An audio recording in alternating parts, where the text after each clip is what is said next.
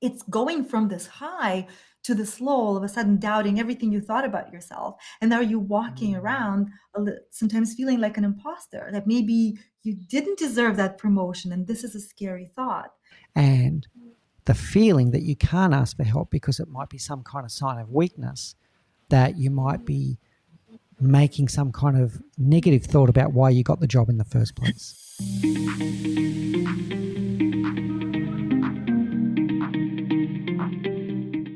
Okay, so the next thing I want to talk about is the transition. So that was the topic of today, was the tricky transition to leadership. And this is almost a universal truth. Something happens in most people's career at some point. They get tapped on the shoulder and told, you're a leader now. And they go through what I'm going to call a roller coaster of emotions. They have these euphoric highs of, wow, I've finally been recognized for all of the great work that I have been doing, for my skill, for my prowess, etc., through to a thud of anxiety when they realize that no one has really shown them what it means to be a leader and they're not really sure what to do. Why do you think this happens? Well, first of all, I love the emotions that you described, because like we were talking about in the episode that we did together, is leadership position is oftentimes a reward for something, right? And like you said, that excitement is around I'm being recognized. I did something I'm now being put in the leadership position. And there's this confidence around, well, I've been recognized, I can do it, can easily turn into something, oh my God, now I'm continuing doing what I was doing, but it's no longer working. And you don't even realize, because you've never been in a leadership position, especially, when we're talking about the first time. So you realize as you're getting into it, maybe you realize that the actual picture is not what you imagine. Maybe you see that you imagined everybody's getting along, and you realize that your team is now starting to storm a little bit, right? There's conflict brewing and you don't know how to address that. All of a sudden the wheels kind of starting to fall off, and you realize, oh my God, what I've learned before, I can no longer use that. So I need something else, but there is a void there, right? Because as you said, if nobody really did anything, there's no formal transition to leadership, then you realize that there's a gap, but you don't know what to fill it with. And that can be really scary, because first of all, it's going from this high to this low, all of a sudden doubting everything you thought about yourself. And now you're walking around sometimes feeling like an imposter, that maybe you didn't deserve that promotion. And this is a scary thought, right? And this is really on top of now having so much more responsibilities and pressure, because now you're not only responsible for your own performance, but you're responsible for a team. You're responsible for people that report into you, and performance as a team as well.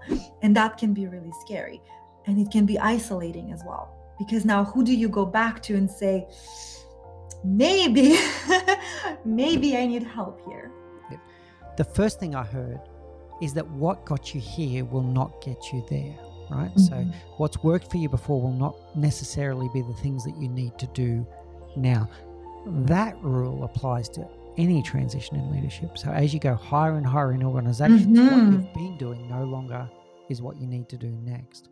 When that imposter syndrome does start to kick in, and you and I have discussed this before, it's very prevalent, and you feel like there's a void, and you feel like you want to raise your hand and ask for help, who do you raise your hand and ask to help for? And the feeling that you can't ask for help because it might be some kind of sign of weakness, that you might be making some kind of negative thought about why you got the job in the first place. That was the things I heard there. What's your reflections there? What I find very interesting is that leaders oftentimes have very different expectations from themselves versus the expectations they have of their team. So for example, just recently I had a group of leaders I was talking to, and they were talking about that feeling of completely drowning and really feeling isolated and not getting help. And they're so afraid to make any missteps, any little mistakes. They're terrified of that. And then when I flip it and just ask a simple question, I said, well, anyone on your team, do you expect them to be perfect 100% of the time? Or do you expect them to ask for help? Do you expect them to try something and fail? And they said, of course I do. this is normal, right? And when the moment you shifted and you have a conversation from a different position and saying, well, your team, how do you feel about them making mistakes and asking for help? And they're perfectly comfortable with that. And then I said, well, now wait a second, but why are your expectations so different from yourself, where you feel like you cannot make a mistake, you cannot ask for help? And when they realized is that the leader is leading through their actions. So when someone is afraid to admit any mistakes, when they're afraid to, ask for help, they are communicating that to their team. Their behavior says, you cannot make mistakes. You cannot ask for help because I don't allow it to myself. So there is that extra responsibility that comes with being a leader, because now you're not just responsible for your behavior, you're responsible for your team, and your leadership comes through your actions. And we have to be very careful of how we treat ourselves and how we behave and the habits that we develop, because this is leadership. Yeah. We're leading that way.